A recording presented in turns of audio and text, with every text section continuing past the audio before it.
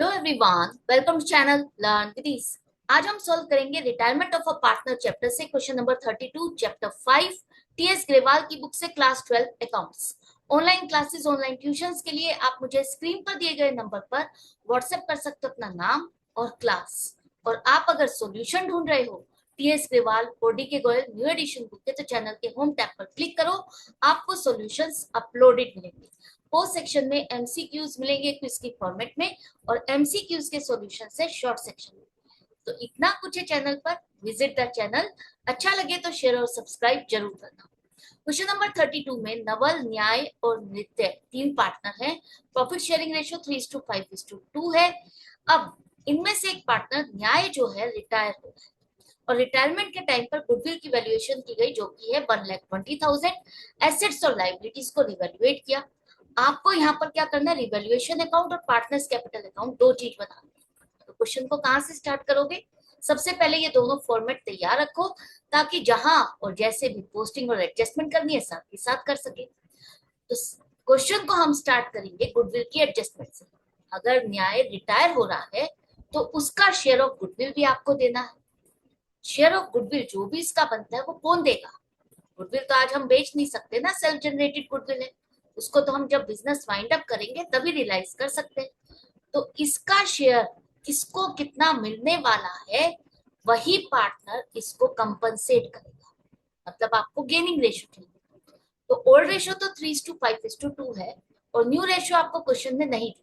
इसका मतलब न्याय के जाने के बाद नवल और नृत्य दोनों जैसे पहले प्रॉफिट को बांटते थे, आगे भी वैसे ही बांटने वाले हैं 3:2 की रेशियो में।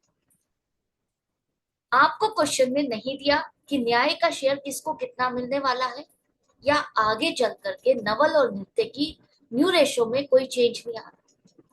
तो जब ओल्ड और न्यू रेशियो में कोई चेंज नहीं है, तो आपकी गेनिंग रेशियो क्या हो जाएगी? 3:2 रेशियो। आपको यहाँ पर गेनिंग रेशियो कैलकुलेट करने के लिए न्यू माइनस ओल्ड नहीं करना, टाइम वेस्ट नहीं करना। आपको सिंपल ये लिखना है कि जब ओल्ड और न्यू में कोई चेंज नहीं है तो गेनिंग रेशियो इनकी प्रॉफिट शेयरिंग रेशियो 3:2 है। एक चीज मिल गई। दूसरा, आपको गुडविल की एडजस्टमेंट के लिए चाहिए रिटायरिंग पार्टनर का शेयर ऑफ गुडविल। पूरी फर्म की गुडविल आपको दी है 1,20,000। तो न्याय का शेयर ऑफ गुडविल कितना होगा? उसके शेयर ऑफ प्रॉफिट 5/10 के हिसाब से 1,20,000 में 60,000 कौन कंपनसेट करेगा? Gaining partner. मतलब आपको 60,000 गेनिंग रेशियो 3:2 के हिसाब से नवल और नृत्य से पैसे लेने हैं। तो नवल कितने देगा? 36,000, और नृत्य 24,000। इन दोनों पार्टनर से पैसा ले करके हमें न्याय को देना है। तो पार्टनर्स कैपिटल अकाउंट में आपको पोस्टिंग करनी है। तो सबसे पहले ओपनिंग बैलेंस लिखो। लाइबिलिटी साइड पर है, क्रेडिट बैलेंस है, तो क्रेडिट साइड पर by balance BT 2 lakh, 3 lakh और 5 लाख। इसके बाद जो गुडविल का शेयर है न्याय को हम दे रहे हैं, उसके अकाउंट में क्रेडिट कर दो। न्याय सेक्रीफाइसिंग पार्टनर है, उसको पैसा मिलेगा। किससे? By Naval's capital account 36,000, by Nritya's capital account 24,000। इन दोनों ने ये पैसा इसको दिया, तो इनके अकाउंट में डेबिट करना है आपको। तो टू न्यायस कैपिटल अकाउंट 36,000, 24,000 इन दोनों के अकाउंट में डेबिट कर। गुडविल की एडजस्टमेंट हो गई। सेकेंड स्टेप आपका होगा पुराने रिजर्व्स, प्रॉफिट एंड लॉसेस का डिस्ट्रीब्यूशन। तो सबसे पहला रिजर्व है आपके पास जनरल रिजर्व। 80,000 को हम न्यू रेशियो में नहीं, ओल्ड रेशियो में डिस्ट्रीब्यूट करेंगे। इसमें ओल्ड पार्टनर का भी शेयर है। तो इन तीनों के लिए ये रिजर्व एक तरह से प्रॉफिट है, फायदा है।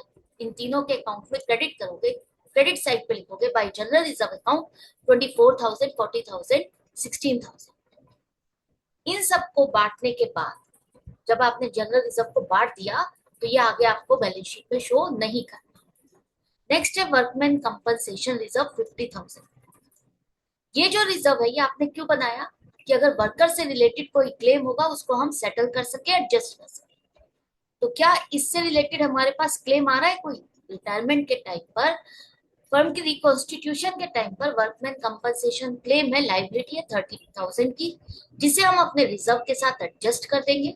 इसके बाद जो रिजर्व बचा 20,000, ये आपको ओल्ड रेशियो में ओल्ड पार्टनर्स में डिस्ट्रीब्यूट करना है। तो नवल को 6,000, न्याय को 10,000 और नृत्य को 4,000 मिलेंगे। रिजर्व है तो एक तरह से फायदा है, तो क्या लिखोगे, by workman compensation reserve account credit side पे लिखोगे 6,000, 10,000 और 4,000। इसके बाद आपकी बैलेंस शीट में एसेट साइड पर डेफर्ड रेवेन्यू एक्सपेंडिचर है 50,000।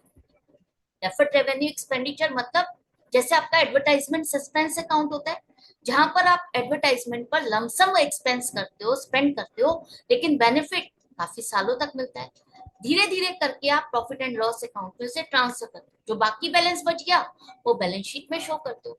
तो ये वही बैलेंस है जो कि आपने अभी ट्रांसफर नहीं किया, लेकिन है ये एक तरह से एक्सपेंस।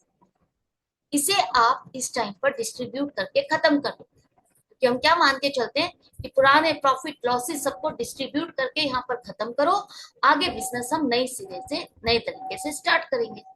तो डेफर्ड रेवेन्यू एक्सपेंडिचर जो कि 50,000 का है, ओल्ड रेशियो में डिस्ट्रीब्यूट करोगे। इन तीनों के अकाउंट में ये हम डेबिट करेंगे, क्योंकि एक्सपेंस है इन तीनों के लिए नुकसान है। तो डेबिट साइड पर टू डेफर्ड रेवेन्यू एक्सपेंडिचर 15,000, 25,000 और 10,000 डेबिट करने के बाद नेक्स्ट स्टेप में अब आपको रिवैल्यूएशन का करना है। रिवैल्यूएशन में लैंड एंड बिल्डिंग इंक्रीज हो गई 50,000 से, इसकी वैल्यू 50,000 से इंक्रीज हो गई 10 लाख की हो गई, तो एसेट की वैल्यू इंक्रीज होना फायदा, क्रेडिट साइड पे दिखाओगे by land and building account 50,000। इसके बाद प्लांट एंड मशीनरी 10% से डिक्रीज हो गई। 10% ऑफ 2 लाख मतलब 20,000 का हमें नुकसान हो गया, एसेट की वैल्यू डिक्रीज हो गई। Old debtors were good. अब ओल्ड डेटर्स वर गुड का मतलब है कि आपके जितने भी डेटर्स हैं जिससे आपको लग रहा था कि पैसा डूब सकता है, आपने प्रोविजन बनाया 5,000 का, इस प्रोविजन की जरूरत नहीं।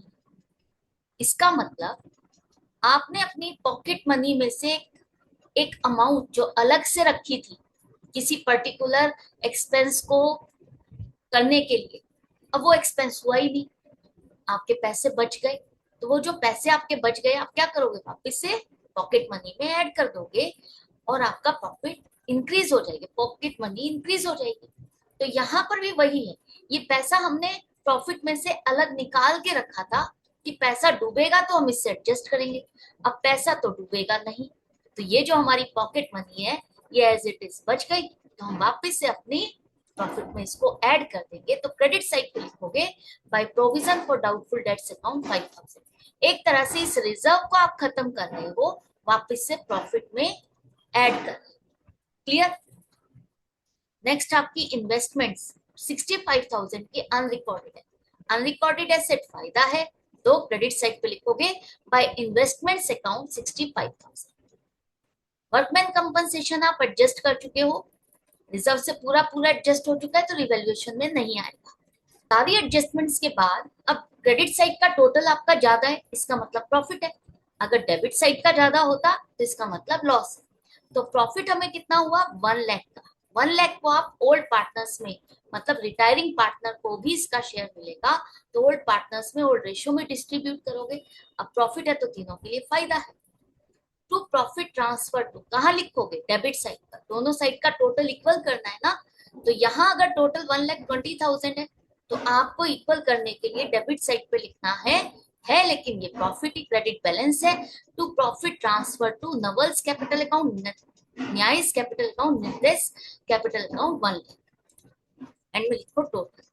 ये प्रॉफिट है जो कि आपने पार्टनर्स में बांटा, डिस्ट्रीब्यूट किया, इनको मिला, तो इनके अकाउंट में आप क्रेडिट करोगे।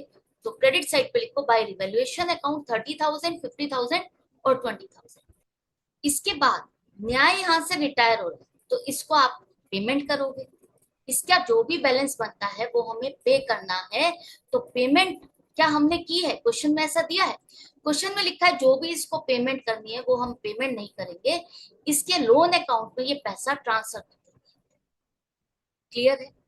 इसका मतलब आप पेमेंट नहीं कर रहे, तो इसका पैसा लोन अकाउंट पे ट्रांसफर करोगे, तो कैसे शो करोगे, आप यहाँ पर लिखोगे टू न्यायज लोन अकाउंट 4,35,000।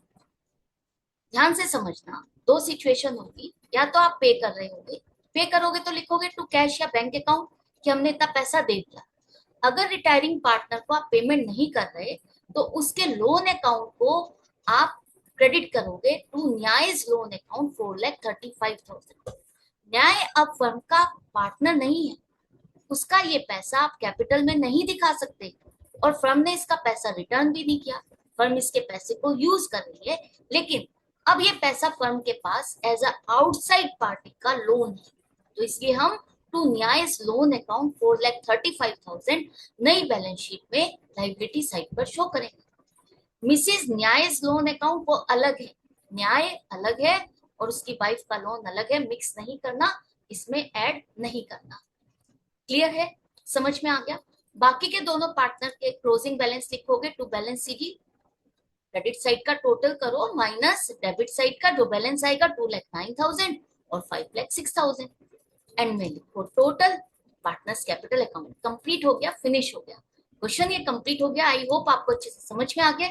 इसी तरह से सीखते रहो, समझते रहो। अगर वीडियो हेल्पफुल लगे तो लाइक का बटन प्रेस करना मत भूलना और कनेक्टेड रहने के लिए चैनल को सब्सक्राइब कर लो, ताकि जैसे ही वीडियो डले आपके पास नोटिफिकेशन आ जाए। मिलते हैं आगे की वीडियो में आगे के क्वेश्चन के साथ। Good bye.